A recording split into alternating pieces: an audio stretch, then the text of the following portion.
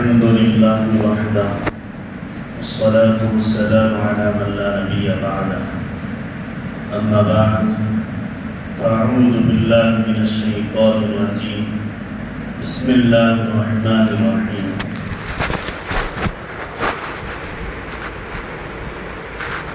وما كان الله ليعذبهم وأنت فيهم وما كان الله معذبهم وهم يستغفرون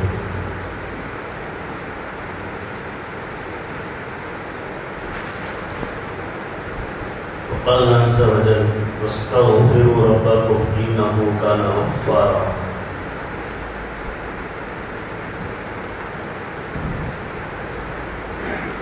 صدق الله العظيم.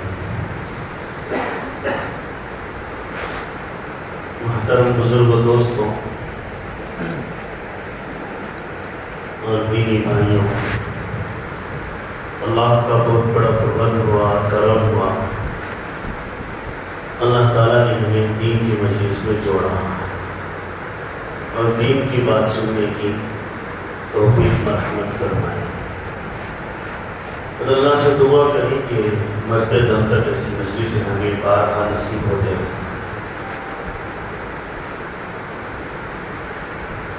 اللہ کا غضب بھی بڑا ہے، اللہ کی رحمت بھی بڑی وسیع ہے۔ وسعت رحمتی کل شیء، اللہ فرماتا ہے کہ میری رحمت ہر چیز پر پھیلی ہوئی ہے، حاوی ہے۔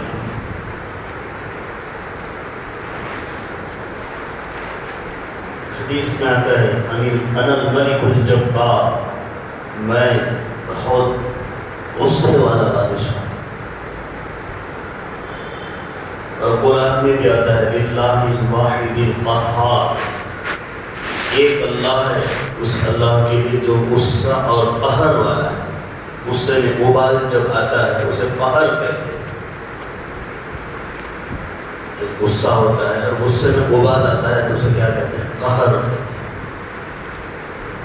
اور اللہ کہہ رہا ہے کہ میں قہار ہوں۔ دوسری جگہ اللہ تعالیٰ کہتا ہے الرحمن الرحیم، میں مہربان ہوں نہایت بندوں پر، دنیا میں بھی اور آخرت میں۔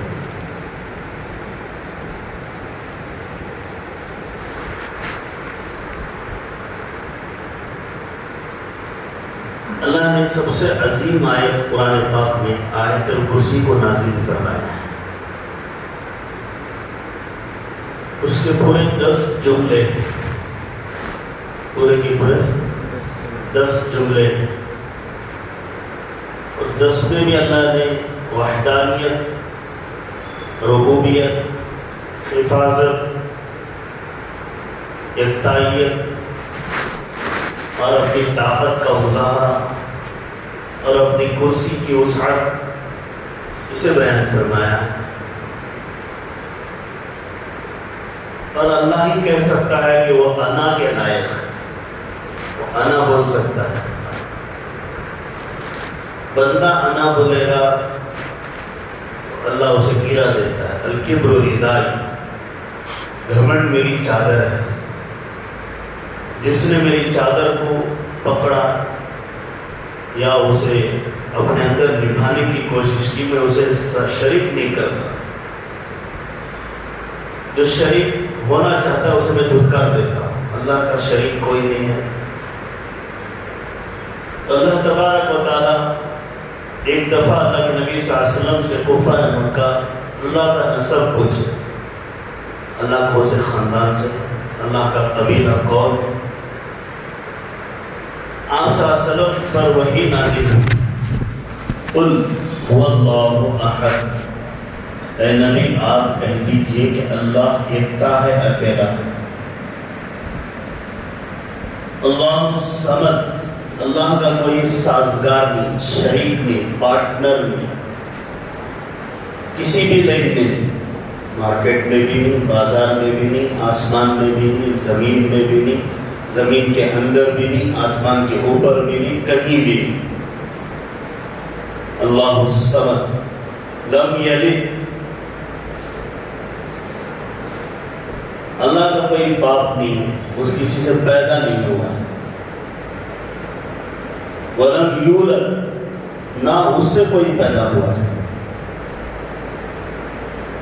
اگر اللہ سے کوئی پیدا ہوا تو بھی اللہ محتاج، اور اللہ اگر کسی سے پیدا ہوا ہے تب بھی اللہ محتاج۔ اللہ نے کہا میں کسی محتاج کا محتاج نہیں،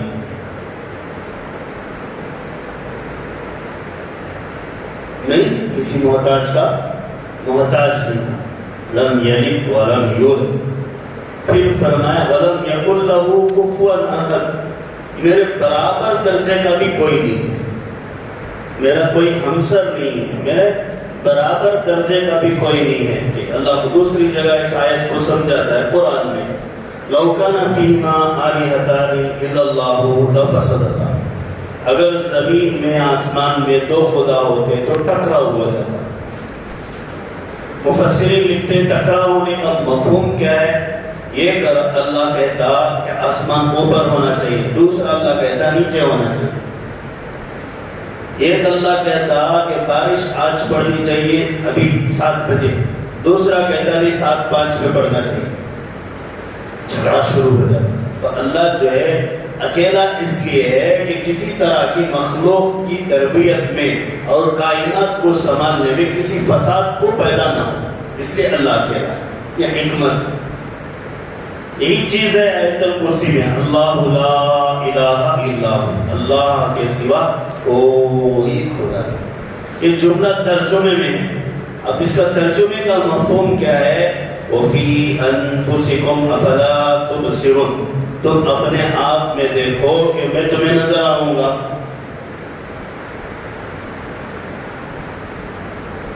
دماغ ہر ایک انسان کا الگ ہے، دل کسی کو اللہ ادھر دیا تو کسی کو ادھر دیتا ہے، کسی کو ادھر ہی دیتا ہے ہٹا کر دیتا ہے، کسی کو اوپر کسی کو نیچے، کسی کو بیچ میں، کسی کا چھوٹا کسی کا بڑا۔ پھر اس کی نسیں، ڈاکٹرز جو ماہر ہیں وہ لکھتے بھی ہیں اور کہتے بھی ہیں کہ کسی کی دل کی رگیں یوں جاتی ہیں، کسی کی دل کی رگیں یوں چڑھتی ہیں، کسی کی دل کی رگیں یہاں سے پیچھے سے ہو کر جاتی ہیں، کسی کی بات چاروں طرف سے بھی جاتی ہے۔ ہمیں ہر ایک مریض سے نیا تجربہ ملتا ہے۔ کیا معلوم ہوتا ہے؟ قدرت کا مظاہرہ ہے۔ اللہ کی ذات انسان کو بنانے میں بڑی عجیب کاریگری اختیار کیا ہے۔ انسان کو اللہ نے خوبصورت بنایا، ہر اعتبار سے انسان خوبصورت ہے، چاہے گورا، چاہے کالا، چاہے حبشی، چاہے امریکی، چاہے گورا چٹا، چاہے کالا کلوٹا، سب اللہ کی نظر میں خوبصورت ہے۔ ایسے کیسے؟ ابو الاسود دؤلی رحمۃ اللہ علیہ، حضرت علی رضی اللہ عنہ کی شاگرد، بڑے اللہ والے، گورنر کی بیٹی سے نکاح ہو گئی، بڑی حسین لڑکی سے، یہ منہ پر گھنٹیا کھا لیا، بہت ہی چکا۔ صبح کو رات کے وقت میں 12 سوا 12 بجے میاں بیوی دونوں بیٹھ کر محبت سے بات کر رہے تھے۔ ابو الاسود دؤلی کہہ رہے تھے کہ تم بہت حسین ہو، تو بیوی کہہ رہی تھی کہ تمہارے اندر کوئی حسن نہیں ہے۔ تو بات چیت میں ہوتے ہوتے ہم دونوں سے چاند بہت خوبصورت ہے، یہ بات آ گئی۔ قاضی کے پاس پہنچے، مقدمہ ہو گیا، تو قاضی نے کہا نہیں، چاند سے زیادہ تم دونوں خوبصورت ہو۔ لقد خلقنا الانسان فی احسن تقویم، اللہ نے انسان کو بہت ہی خوبصورت بنایا ہے۔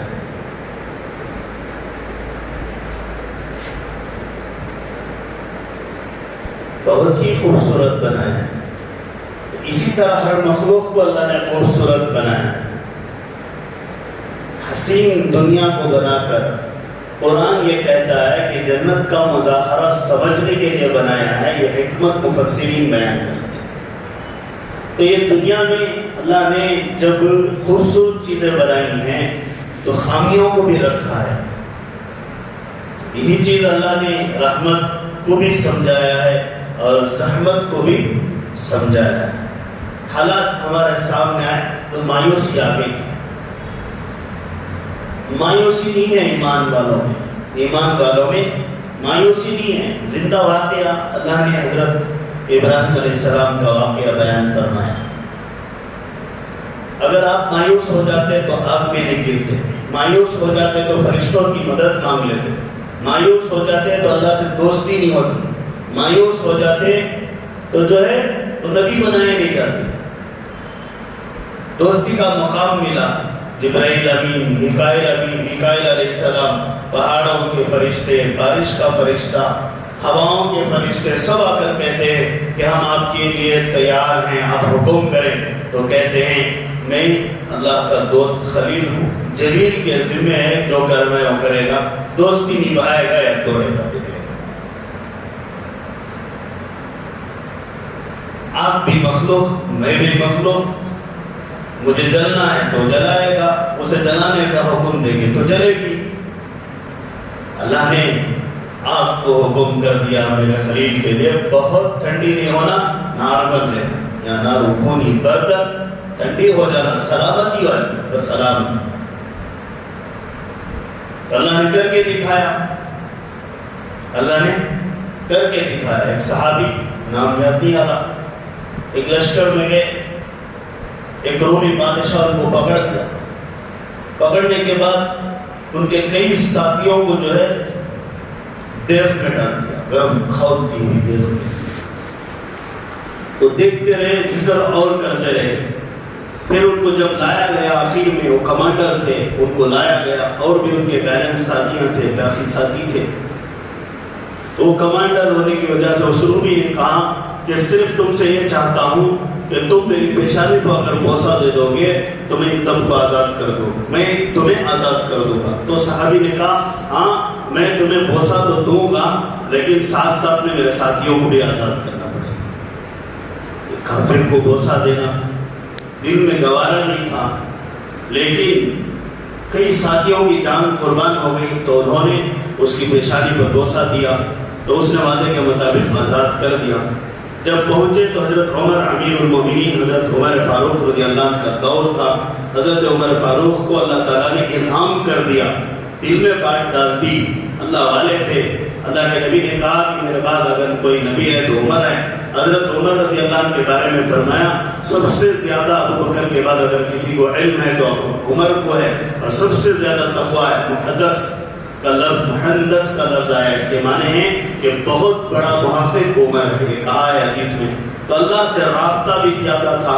اللہ نے آپ کے دل میں کرامت کے طور پر بات پہنچا دی. تو حضرت عمر پورے صحابہ اور مدینے کے مردوں کو لے کر کھڑے ہو گئے کہ یہ لشکر میں اتنے لوگ شہید ہو گئے، اتنے آ رہے ہیں، ان کی ہر ایک کی پیشانی پر بوسہ دینا ہے.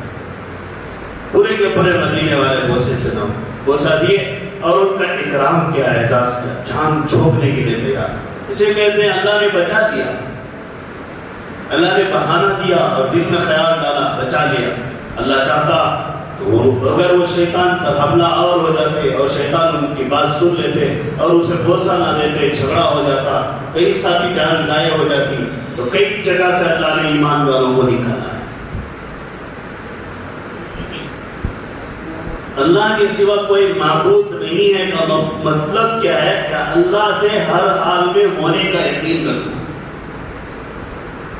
ایک بات کو دوسری بات سے سمجھنا، اس کا مفہوم یہ ہے کہ اللہ سے ہونے کا مطلب حالات آ گئے. حدیث میں کیا آتا ہے، صحابہ کی زندگی کیا ہے. حضرت عباس رضی اللہ عنہ، عبداللہ بن عباس رضی اللہ عنہ کہتے ہیں جب اللہ کے نبی صلی اللہ علیہ وسلم تھوڑی سی آندھی سی محسوس کرتے یا زیادہ ہوا چلتی یا ابر آ جاتا تو مسجد میں آ جاتے، نماز پڑھنے لگتے،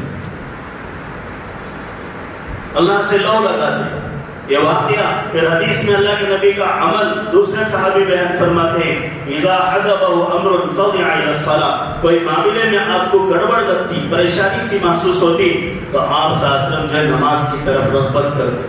خود اللہ کے نبی صلی اللہ علیہ وسلم مسلم شریف کی روایت ہے، فرماتے ہیں کہ میرے دل میں کبھی بادل سا چھا جاتا، یعنی ایک قسم سے بوجھ سا محسوس ہوتا، حالات کی وجہ سے گھٹن محسوس ہوتی، کبھی جو ہے کسی کے بارے میں غلط خیال آ جاتا، اس طرح کے ایک حالات کا بادل آتا. حتی استغفر اللہ کل یوم 100 مرۃ، میں روزانہ اس بادل کو ہٹانے کے لیے 100 مرتبہ استغفار کرتا. کتنے مرتبہ؟ تو مایوسی کو ہٹانے کے لیے، دل کے میل کو ہٹانے کے لیے، پریشان حالات کو مٹانے کے لیے اللہ سے توجہ طلب کرنا. استغفر اللہ 100 مرۃ، میں 100 مرتبہ روزانہ استغفار کرتا. تو حالات کا کایا پلٹنے والے اللہ ہی ہیں. یقلب اللہ اللیل والنہار، رات کو دن سے بدلنے والے اللہ. یولج اللیل والنہار، دن کو رات میں داخل کرنے والے اللہ. یخرج الحی من المیت ویخرج المیت من الحی، زندے کو مردے سے اور مردے کو زندے سے پیدا کرنے والے اللہ. انڈا ہے مردہ چیزیں، اس سے مرغی، پرندے، چوزے پیدا ہوتے ہیں، پھر اس مرغی سے یا ان پرندوں سے پھر دوبارہ انڈے پیدا ہوتے ہیں. انسان میں ایک ناپاک نطفہ مردہ پیدا کرتا ہے اور پھر اس سے اللہ تعالیٰ زندہ انسان کو پیدا کرتے ہیں، حسین انسان کو بناتے ہیں. حسین پرندوں کو، حسین چرندوں کو، حسین جانوروں کو ان لطفوں سے بناتے ہیں.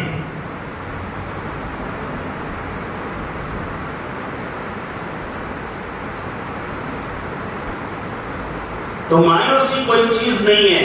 اگر دعوت سے ہم لوگ مایوس ہو جائیں گے اور کام سے رہ جائیں گے، چھوڑ دیں گے کام کو، تو اللہ کا عذاب عام ہو جائے گا. اللہ کا عذاب کیا ہو جائے گا؟ عام ہو جائے گا.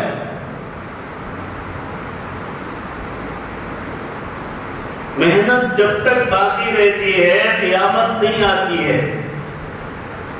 محنت کو چھوڑ دیں گے یا محنت چھوڑ جائے گی اور امت محنت سے بیزار ہو جائے گی تو قیامت کی دعوت خود امت دے گی. کام سے بیزار نہیں ہونا چاہیے، کام اللہ کا ہے. فَإِنِ اهْتَدَوْا، اگر اللہ ہدایت دیں گے تو فَأَسْلَمُوا، وہ لوگ مسلمان ہو جائیں گے. اللہ ہدایت دینے ہی والے ہیں، لیکن ترغیبی بات بھی کرتے ہیں. اللہ تعالیٰ کہتے ہیں میں ہی ہدایت دینے والا ہوں. ایمان کی، اعمال کی، یقین کی، سب اللہ کی طرف سے ہدایتیں ملتی ہیں. تو مانگنا بھی اللہ ہی سے تو ہے. اِذَا سَأَلَكَ عِبَادِي عَنِّي فَإِنِّي قَرِيبٌ، بندہ جب مجھ سے مانگتا ہے تو میں اس کے پاس آ جاتا ہوں. اجیب دعوت الداعی اذا دعانی، جب بندہ مجھ سے دعا کرتا ہے تو میں اس کی دعا قبول کرتا ہوں. اس کی دعا قبول کرتا ہوں. دعا قبول ہونا الگ بات ہے اور دعا کے قبولیت کا مل جانا، ظاہری ثمرہ مل جانا الگ بات ہے. دعا قبول ہونے کا مطلب اللہ ہر دعا ایمان والے کی قبول کرتے ہیں، ضائع نہیں کرتے، اور ثمرہ موقع اور محل دیکھ کر عنایت فرماتے ہیں. ماں بچہ میٹھی چیزیں کی گھر میں رکھی ہوئی ہیں، مطالبہ کرتا ہے تو ماں ہر ایک میٹھی چیز بچے کو نہیں دیتی ہے، بچے کی خواہش کو پوری نہیں کرتی ہے. شوہر بیمار ہے کہ مرض کا شکار ہے، جسے میٹھا کھانا اسے نقصان کا ہے، تو بیوی ہر ایک میٹھی چیز اس سے کنارے کر لیتی ہے، ہٹا لیتی ہے، چھپا لیتی ہے. مقصد یہ نہیں ہے کہ نہیں دینا ہے، مقصد یہ نہیں ہے کہ اس کو نہیں کھلانا ہے، مقصد یہ نہیں ہے کہ اس سے چھڑا لینا ہے، مقصد یہ نہیں ہے کہ اس سے خصم کر لینا ہے. مقصد یہ ہے کہ شوہر کی صحت کا خیال ہے، ماں بچے کی صحت کا خیال رکھتی ہے. اسی طرح انسانی زندگی کو کوئی دنیا میں نقصان والا عمل اللہ تعالیٰ اس قبولیت کی وجہ سے دے دے، بعد میں نقصان اٹھانا پڑے، اس لیے اللہ تعالیٰ اس کی دعا کو محفوظ رکھتا ہے. تو اللہ سب کچھ کرنے والا. دوسرا جملہ ہے الحی القیوم، ہمیشہ سے زندہ ہے اور ہمیشہ سے سنبھال رہا ہے. ہمیشہ سے زندہ ہے، سوتا نہیں ہے. بعد میں اللہ کہہ رہے لا تأخذہ سنۃ ولا نوم، اگر اللہ سو جائے کائنات کا نظام درہم برہم ہو جاتا ہے. کوئی ایک دوسرے کی بات، ایک بادشاہ جب کرسی سے نکال دیا جاتا ہے، دوسرے کو جب بٹھانے تک وقت لگ جاتا ہے تو نظام درہم برہم ہو جاتا ہے. اللہ اگر تھوڑی سے وقت میں اونگ بھی لے تو نظام درم برم ہو جاتا ہے. اللہ کہتا ہے نہ میں نیند کا محتاج، نہ میں اونگ کا محتاج، نہ میں جھپکتا ہوں. ایسے اس طرح جھپک بھی نہیں مارتا. لا تأخذه سنة ولا نوم له ما في السماوات وما في الارض. آسمانوں میں جو کچھ ہے سب اللہ کی ملکیت ہے. زمینوں میں جو کچھ ہے سب اللہ کی ملکیت ہے. کوئی اس میں اپنی ملکیت کا دعویٰ نہیں کر سکتا ہے. کوئی اس میں اپنی ملکیت کا دعویٰ نہیں کر سکتا ہے. عارضی طور پر اللہ تعالیٰ نے انسان کو چند چیزوں کا مالک بناتا ہے. موت کی وجہ سے وہ ملکیت بھی ختم ہو جاتی ہے. کروڑ پتی، 7 بچے، مر گیا تو کیا اس کا مال جانے لگ جائے؟ خبر میں کر ڈالتی ہوں نہیں کرتی. کیا بولتی؟ 2 گز زمین 2 گز کفن کے بعد، 2 گز زمین 2 گز کفن کے بعد 2 رکعت نماز کے بعد. اس کی ملکیت اتنی ہی ہے. اچھا وہ زمین میں بھی اگر اللہ والا ہے، نیک ہے، عابد ہے، زاہد ہے، شہید ہے، متقی ہے، شرعی آدمی ہے، سنت والا ہے، واللہ اس کا بندے کا معاملہ ہے، تو اس کے کفن کے احوال کے ساتھ باقی رکھتے ہیں. برزخ کا معاملہ ہے. اگر نہیں ہے تو مٹی میں بھی وہ نہیں ملتا ہے. مٹی میں بھی وہ نہیں ملتا ہے. منو ٹنو مٹی کے نیچے کئی انسان سو رہے ہیں. ہر ایک انسان کے قدم کے نیچے ہزاروں بادشاہ کے سر ہیں. جب بادشاہوں کے سر ہیں تو رعایا کتنی ہوگی، ان کی پاپولیشن کتنی ہوگی، وہ سب کہاں سو رہے ہوں؟ ہر ایک قدم کے نیچے قبرستان. حضرت خضر علیہ السلام 600 سال کے بعد ایک بستی کا مشاہدہ کرتے ہیں تو سمندر رہتا ہے اطراف میں. پھر 600 سال کے بعد آتے ہیں تو جنگلات ہو جاتے ہیں، سمندر نہیں رہتا، اسی جگہ پر آتے ہیں. 600 سال کے بعد پھر آتے ہیں تو آبادیاں ہو جاتی ہیں. مطلب یہ کہ کائنات ایک روٹیٹ چیز ہے، سرکولر ہے، راؤنڈ ہوتا ہے.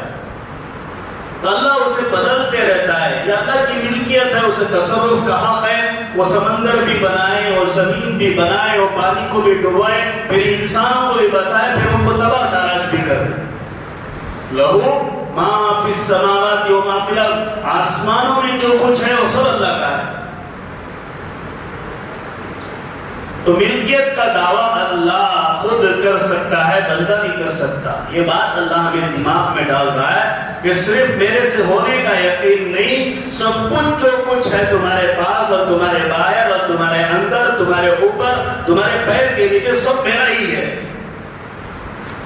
یہ بھی دعویٰ ضروری ہے. تو اب عاجزی کس بات کی، مایوسی کس بات کی، جس اتنے بڑے شہید شاہ کے ہم غلام ہیں، بندے ہیں، تو معاملے جو ملکیت میں ہے اس کی. اور سب سے عظیم ملکیت کیا ہے؟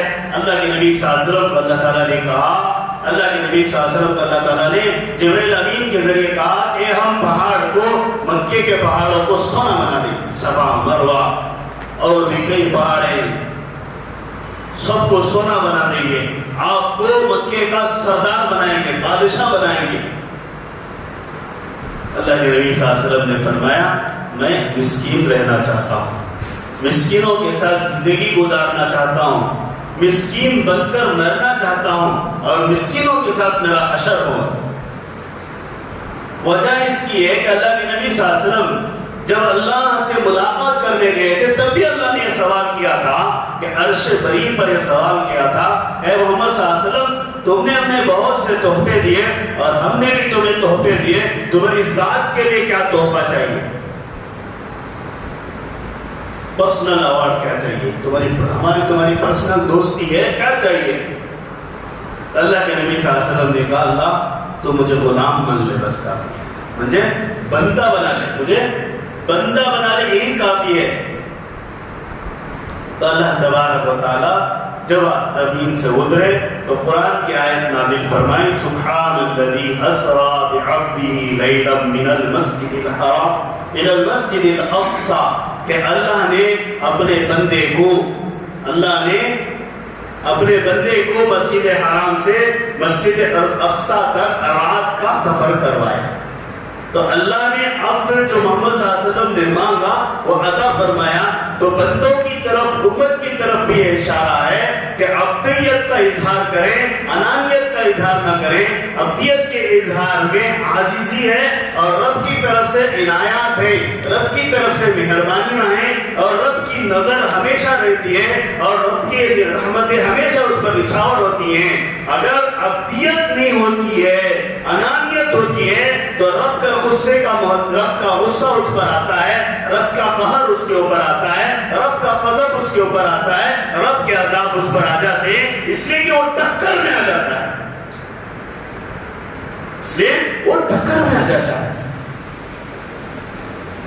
اللہ کے سامنے بندگی کرنا اللہ کو پسند ہے. بندگی کرنے کی وجہ سے ہی آج تک ہمارے اسلاف اور صحابہ, انبیاء, تابعین کی زندگیاں ہمارے سامنے باقی ہیں. اگر وہ بندگی نہیں کرتے تو ان کی زندگیاں ہمارے سامنے موجود نہ ہوتی. بندگی بہت بڑی بات ہے.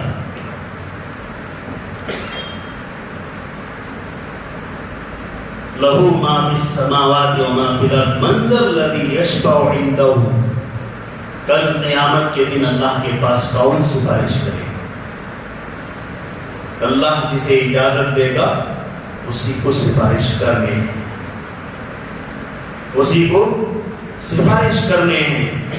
نبی, خلیل, آدم, موسیٰ, عیسیٰ, جتنے نبی ہیں سب علیہ السلام کہیں گے میرا حال کیا ہوگا, میرا حال کیا ہوگا. محمد رسول اللہ صلی اللہ علیہ وسلم کہیں گے میری امت کا حال کیا ہوگا. مسلم شریف کی روایت میں اللہ کے نبی صلی اللہ علیہ وسلم کو اللہ تعالیٰ بلائے گا اور کہے گا کہ آپ اپنی امت کو جتنی ہے ان کو اٹھائیں اور سفارش کریں, میں ان کو جنت میں داخل کروں گا. 7 مرتبہ آپ صلی اللہ علیہ وسلم سفارش کریں. پھر اللہ تعالیٰ اللہ کے نبی سے پوچھے گا کافی ہو گیا؟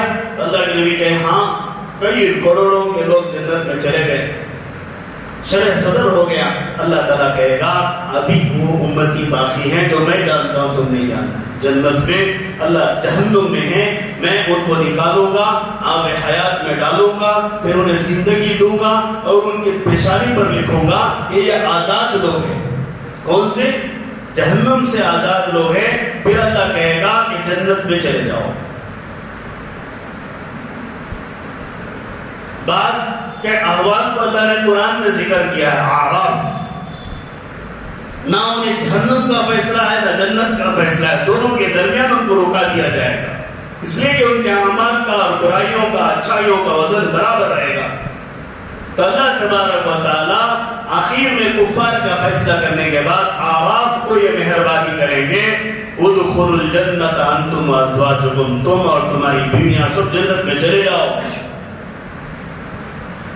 تب ان کے مقابل میں جو کفار کھڑے ہوئے ہوں گے وہ کہیں گے یہ کھون پانی پلا دو.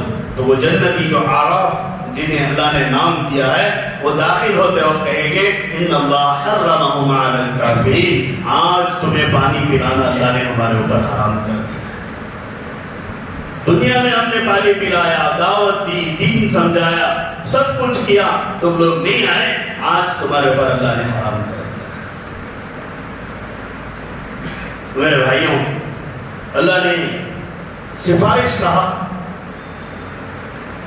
ایک حافظ کو دیا ہے جو قرآن کو یاد رکھے اور اس کے سینے میں قرآن محفوظ رہے اور اس کی تلاوت کرتا رہے. یہی حدیث کا مفہوم ہے. حافظ قرآن کا مطلب یہ اس کے سینے میں ہمیشہ وہ کلام محفوظ رہے, اس کی زبان تلاوت کلام سے جاری رہے. تو یہ حدیث کا مفہوم ہے کہ وہ اپنے گھر کے, خاندان کے 10 آدمیوں کو جنت کی سفارش کرے گا. ایک شہید اپنے خاندان کی سفارش کرے گا جو خالص اللہ کے لیے اپنی جان دیا ہو, ریا نہ ہو, دکھاوا نہ ہو، بہادری کا چرچا نہ ہو، ان شرائط کے ساتھ وہ اپنی شہادت کو اللہ کے دربار میں بطور نذرانہ پیش کیا ہے، اس کی سفارش اللہ ایک خاندان کے لیے قبول کرے۔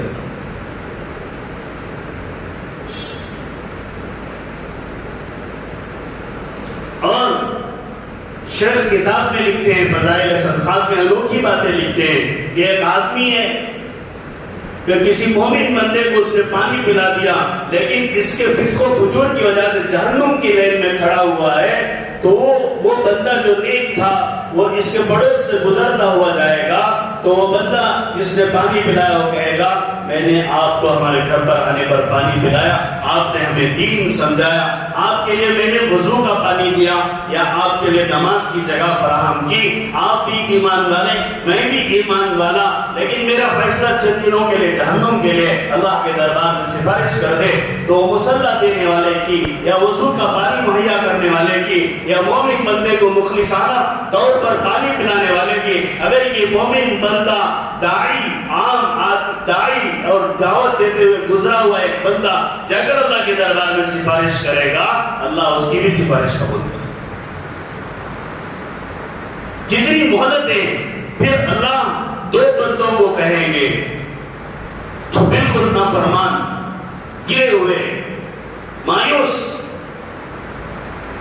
اب جہنم فیصل ہے ان کے لیے، ان کو کہیں گے کہ جاؤ جہنم کی طرف دوڑو، تو دو بندوں میں سے ایک بندہ دوڑ گیا، اللہ کا حکم یہاں تو مان لو، اور ایک بندہ رک گیا، اللہ تعالیٰ اس دوڑنے والے بندے کو رکائیں گے اور اسے بلا کر کہیں گے آپ تو بغیر حساب کتاب کی جنت میں چلا، اور جو رک گیا اسے کہیں گے یہاں بھی میری رحمت سے تو مایوس ہو گیا تو جہنم میں چلا، اس لیے کہ میرے حکم کی فرما برداری نہیں کیا، آج بھی اگر فرما برداری کر لیتا تو میں تجھے جنت عطا کر دیتا۔ تو کیا معلوم ہوتا ہے ان سب واقعات سے اور ان سب باتوں سے کہ اللہ تبارک و تعالی کسی نہ کسی بہانے سے ہر ایک انسان کو مومن بنانا چاہتے ہیں، جب وہ مومن بن جاتا ہے تو اسے جنت میں بھیجنا چاہتے ہیں،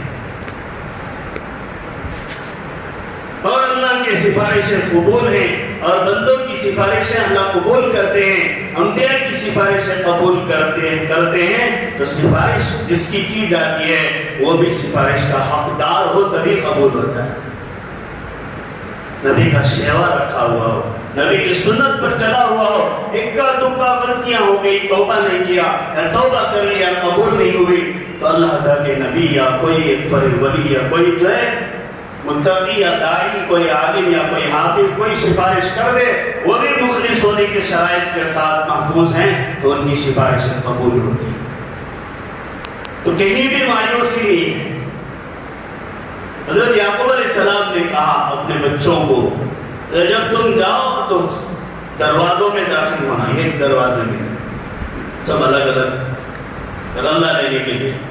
حضرت یوسف علیہ السلام پہچان گئے کہ اس میں میرا بھائی آیا ہے، تو اس سے کہا تم میرے بھائی ہو، میرے پاس رہ جاؤ اور میں ان کا سامان لوں گا۔ تو دوسرے دن اناج غلوں میں ڈالا گیا تو نوکروں سے کہہ دیا کہ ہمارا جو برتن ہے شاہی ناپنے کا آلہ سیر اسے لے جا کر موٹے میں رکھ دو، فلاں کے موٹے میں۔ فلما جهزهم بجهازهم جعل السقاية في رحل أخيه ثم أذن مؤذن أيتها العير إنكم لسارقون۔ سامان تیار ہو گیا، نکلنے کی تیاری ہو گئی، سب دروازوں کی طرف لپٹے تو فوراً ایک اعلان کرنے والا کہتا ہے کہ تمہارے میں سے کوئی ایک ہمارا سامان چرا گیا ہے۔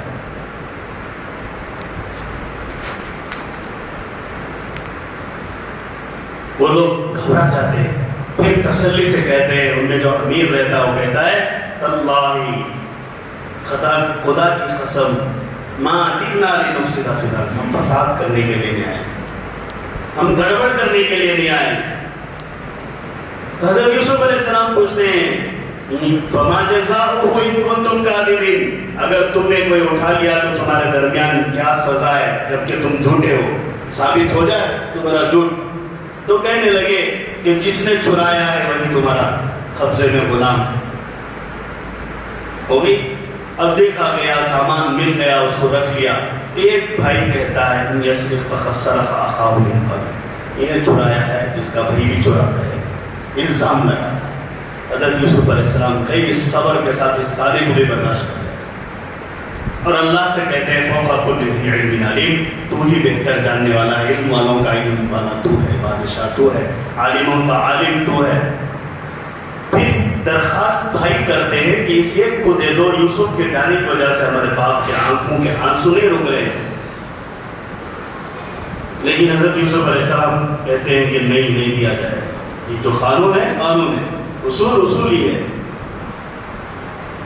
جب وہ لوگ نکل جاتے ہیں اور تمام بھائی، بڑا بھائی بھی رک جاتا ہے اور کہتا ہے میں نہیں جاؤں گا اس وقت تک جب تک میرا باپ مجھ سے راضی نہ ہو جائے اور حالات سدھار میں نہ آ جائیں۔ کہیں زمین میں چکر کھاتے رہتا ہے۔ پھر تمام بھائی جا کر یہ خبر دیتے ہیں کہ ایک تو یوسف چلا گیا، دوسرا بنیامین تم نے پھنسا دیا، تیسرا واپس لانے کا وعدہ کیا تھا، ذمہ دار تھا، اس لیے وہ اپنی ذمہ داری کو نہیں نبھا سکا، شرمندہ ہو کر کہیں بھٹک گیا۔ اب 3 بیٹوں کا غم، لیکن غم کے باوجود رب سے شکوہ، انما اشکو بثی و حزنی الی اللہ، اے اللہ میرا درد، میرا دکڑا، میری کہانی، میری زندگی، جو بھی میرے حالات ہیں میں کسی سے نہیں سناتا، تجھ سے سناتا۔ وَعَلَمُ مِنَ اللَّهِ مَا لَا تَعْلَمُونَ، اللہ تو ہی جانتا ہے اور تیرے سوا کوئی نہیں جانتا مجھ پر کیا گزرا۔ پھر بچوں سے کہتے ہیں لا تیأسوا من روح اللہ، اللہ کی رحمت سے مایوس نہیں ہونا، فَإِنَّهُ لَا يَيْأَسُ مِن رَوْحِ اللَّهِ إِلَّا الْقَوْمُ الْكَافِرُونَ، اللہ کی رحمت سے مایوس ہونے والا کافر ہے۔ آج کے حالات میں بھی ایمان والا اگر مایوس ہو جائے گا تو وہ کفر کے قریب چلا جاتا ہے، اگر کافر مایوس ہوتا ہے تو مایوسی اس کی زندگی ہے، اس لیے کہ اس کے پاس چراغ ہے، اجالا نہیں ہے، چراغ ہے رکھا ہوا ہے، اسے سلگا نہیں سکتا، ایمان نہیں ہے اس کے پاس، چراغ جسم ہے اور سلگانے کے لیے چراغ کو رنجق چاہیے، اب وہ رنجق جب گھسیں گے تبھی چراغ چلے گا۔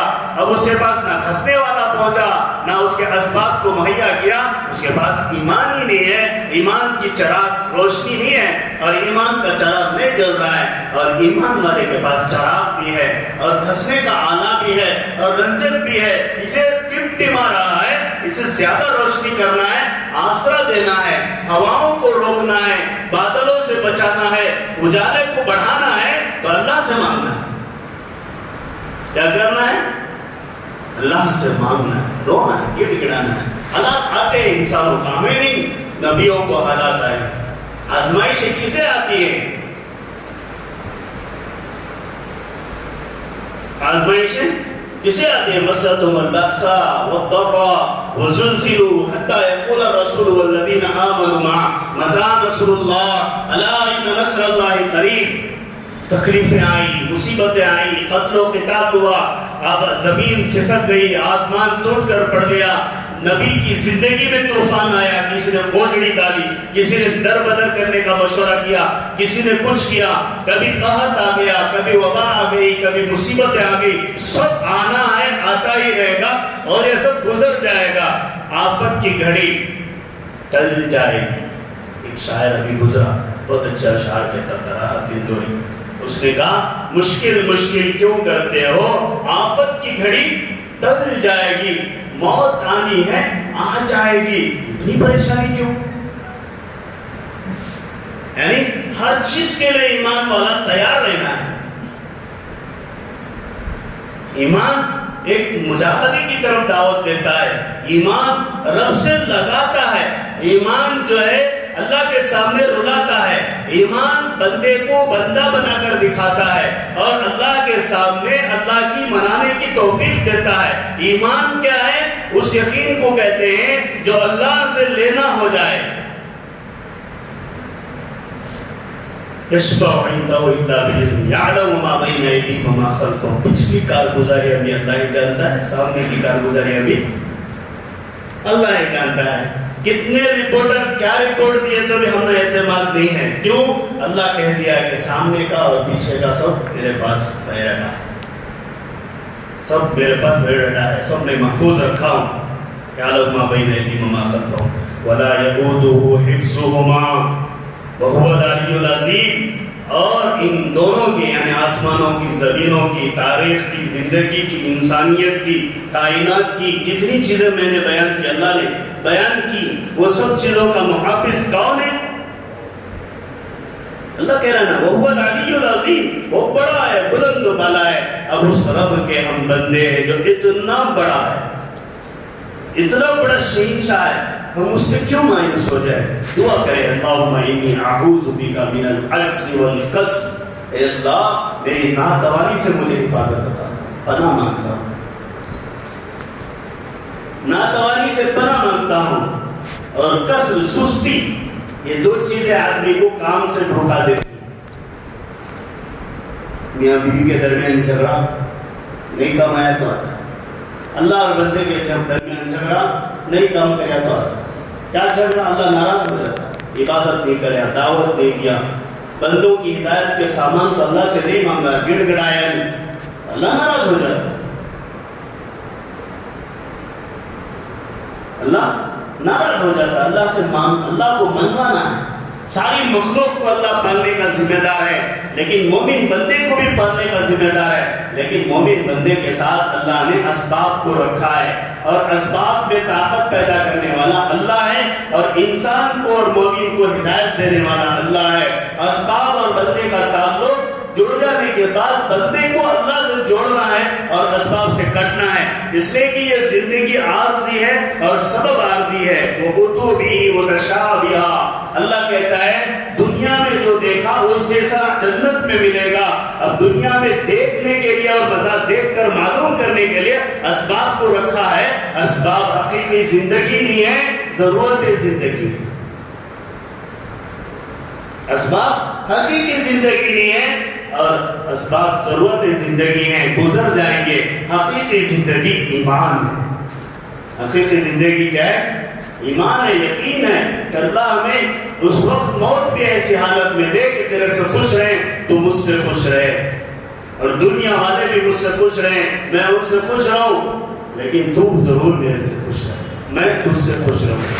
یہی تو پروانہ ہے صحابہ کے لیے اور ہمارے لیے بھی ہے. اللہ صرف صحابہ کے لیے نہیں کہا، قرآن کو پڑھنا ہے. والسابقون الاولون من المہاجرین والانصار والذین اتبعوہم بإحسان والذین اتبعوہم بإحسان. یہ جملہ قیامت تک آنے والے مومن مخلص متقی بندوں کے لیے. احسان کیا ہے؟ اللہ سے لینے والا بن جانا، اللہ کو سمجھنے والا بن جانا. اللہ کو سمجھنا کیا؟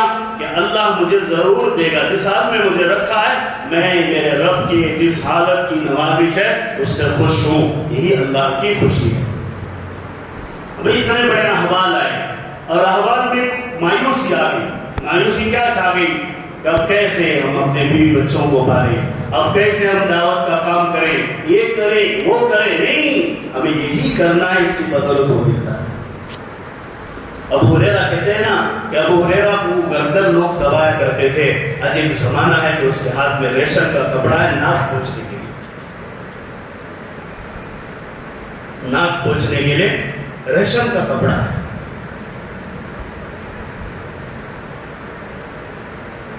امیر معاویہ مدینے میں آئے، مسلمان ہوئے، غزوہ احزاب و فتح مکہ کے بعد ایمان لائے. تب بھی حالات نہیں سدھرے تھے، لیکن بعد میں 20 سال اللہ تعالیٰ نے آپ کے دست میں حکومت دے دیا، بادشاہ بن گئے. اللہ کہاں بٹھاتا ہے؟ یہ دعوت کی عظیم برکت سے اللہ تعالیٰ بہت کچھ نوازتا ہے. مانگے بغیر دیتا ہے، مانگے بغیر دیتا ہے. یقین ہونا چاہیے. فَإِن تَوَلَّوْا فَإِنَّمَا عَلَيْكَ الْبَلَاغُ. اللہ کہتا ہے اگر پھر جاؤ گے تو ہمارا کام دعوت دینا ہے. اللہ بھی دعوت دیتا ہے. وَاللَّهُ بَصِيرٌ بِالْعِبَادِ. اللہ بندے کی حالات کو دیکھ رہا ہے، کیسا انہیں کروٹ بدل رہا ہے، کیسا انہیں پلک جھپک رہا ہے، صبح کا شام میں کیسے اس کا رنگ بدل رہا ہے. حدیث میں آتا ہے ایک ایمان والا صبح کو مومن رہتا ہے، شام کو کافر ہو جاتا ہے. شام کو مومن رہتا ہے، صبح کو کافر ہو جاتا ہے. یبیع دینہ بعرض من الدنیا، اپنے دین کو دنیا کے حقیر ٹکڑے کے خاطر بیچ دیتا ہے، یا مایوسی کی وجہ سے بیچ دیتا ہے، یا آبرو کی وجہ سے بیچ دیتا ہے۔ لیکن دین اللہ کا ہے، وہ اللہ حفاظت کرے گا، لیکن ہماری زندگی میں آنے کے لیے اللہ کے راستے میں چلنا ہے، اسے باقی رکھنے کے لیے اللہ کے راستے میں چلنا ہے۔ دین کی دعوت دیتے رہیں گے، دین زندگی میں باقی رہے گا۔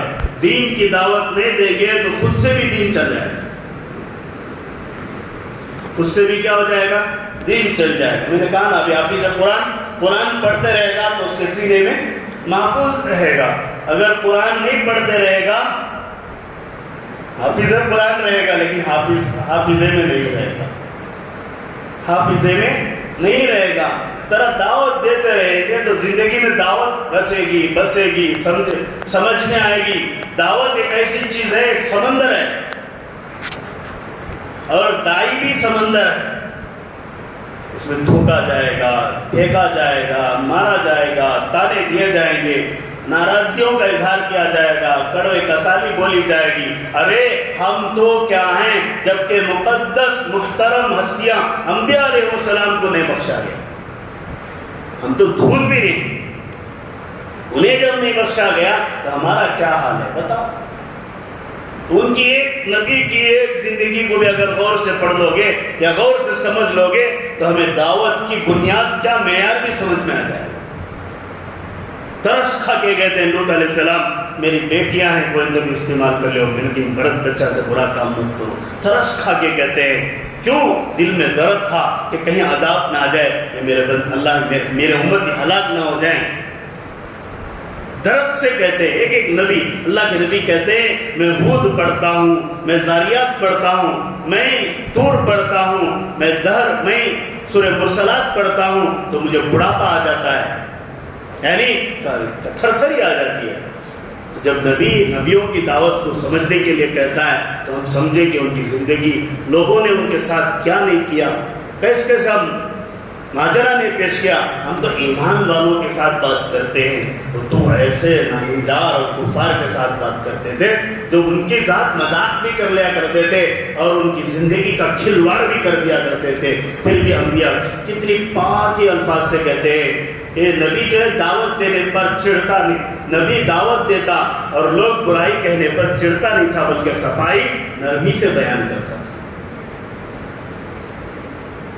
وَإِلَىٰ عَادٍ أَخَاهُمْ هُودًا، اللہ نے حضرت ہود کو عاد کی طرف بھیجا تو انہوں نے کہا کہ کیا کہا، تمہارے اندر گمراہی ہے، کمینے ہو، اسے الفاظ ہیں قرآن میں، لیکن حضرت ہود کہتے ہیں لیس بی ضلالۃ ولکنی رسول من رب العالمین، میرے اندر گمراہی نہیں، میں بھٹکا نہیں، میں اللہ کا رسول ہوں۔ انما انا لکم ناصح امین، انما انا لکم ناصح مبین، میں کھل کر سمجھانے آیا ہوں، تمہیں تمہاری امانت تمہارے تک دینے آیا ہوں۔ ہم میں کون کمینہ بول رہا ہے، ہمیں کون دیوانہ بول رہا ہے، ہم میں کون اندھا بول رہا ہے، ہم کیوں امت سے بیزار ہو جائیں جب نبی بیزار نہ ہوتے تھے۔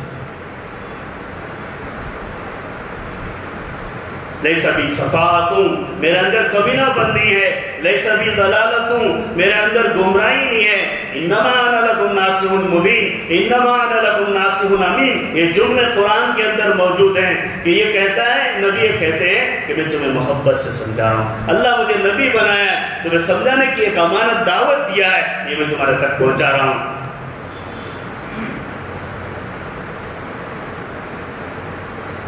تو میرے بھائیوں، مایوس نہیں ہونا چاہیے حالات پر، کام باقی رکھیں گے تو اللہ تعالیٰ عذاب کو روکے رکھیں گے، نبی موجود رہیں گے تو عذاب نہیں آتا۔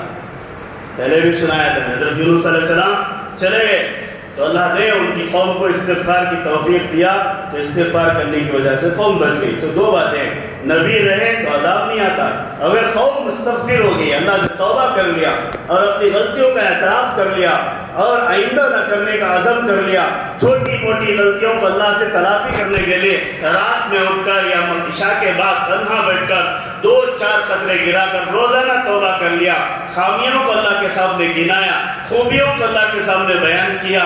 اللہ خوبیاں بھی سنتا ہے, خامیوں کو بھی معاف کرتا ہے. یمحو اللہ ما یشاء ویثبت عنده الکتاب, جسے جو چاہے اللہ مٹا سکتا ہے, جو چاہے باقی رکھ سکتا ہے. اس کے پاس الکتاب ہے, یعنی سب کا مین دفتر اسی کے پاس ہے. ہمیں کیوں پریشان ہونا, کوئی کچھ کہے یا نہ کہے, رب ہمیں کچھ نہ کہے.